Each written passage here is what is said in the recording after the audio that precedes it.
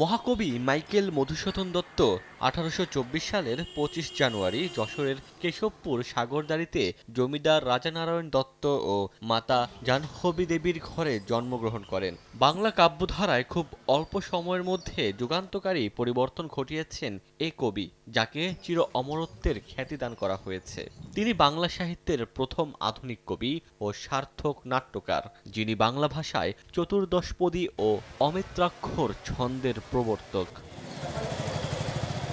প্রজন্ম থেকে প্রজন্ম এ নক্ষত্রের বিচ্ছুরণ ঘটাতে তার পৈতৃক বাড়িকে প্রত্নতত্ত্ব সম্পদ হিসেবে ঘোষণা করে সরকার। জাদুঘর হিসেবে সর্বসাধারণের জন্য উন্মুক্ত করা হয়। পাশাপাশি সাগরদাঁড়িকে পর্যটন কেন্দ্র হিসেবে গড়ে তোলারও উদ্যোগ নেওয়া হয়। কিন্তু অপার সম্ভাবনা থাকা সত্ত্বেও বিকশিত হয়নি এই পর্যটন কেন্দ্রটি। দর্শনার্থীরা বলছেন, কবির বাড়ি ও 400 বছরের প্রাচীন শেখপুরা মসজিদ দেখা ছাড়া এখানে বিনোদন, থাকা খাওয়া সহ ন্যূনতম কোনো সুযোগ সুবিধা নেই।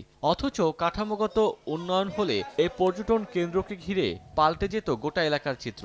থাকার সমস্যা আছে যারা বাইরে থেকে আসবে, এখানে থাকার, ভালো খাওয়ার কোনো সুব্যবস্থা নেই। সরকারের কাছে বলতে চাই যে বিশেষ করে এই মধুসূদন দত্তের বাড়ির দিকে একটু নজর দেওয়া হোক। এদিকে প্রত্নতত্ত্ব অধিদপ্তর ও জেলা প্রশাসন জানিয়েছে, পর্যটকদের সুবিধার্থে ইতোমধ্যে বেশ কিছু উদ্যোগ হাতে নেওয়া হয়েছে।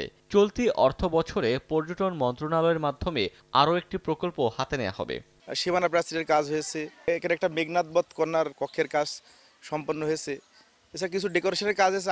আমাদের আরও উদ্যোগ আছে, আমরা ক্যাম্পাসকে ঢেলে সাজানোর চেষ্টা করছি। জেলা পরিষদের অর্থায়নে অলরেডি একটা আমাদের ভবন নির্মাণ করা হয়েছে, আর একটা ভবন প্রায় নির্মাণ শেষের পথে।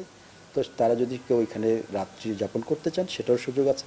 প্রত্নতত্ত্ব অধিদপ্তরের তথ্য মতে 1968 সালে দত্তবাড়িটি প্রত্নতত্ত্ব সম্পদ হিসেবে ঘোষণা করে সর্বসাধারণের জন্য উন্মুক্ত করা হয়। আর প্রায় 4.5 একর জমিতে গড়ে ওঠা ঐতিহাসিক স্থানে 2002 সাল থেকে কাজ শুরু করে বাংলাদেশ পর্যটন কর্পোরেশন।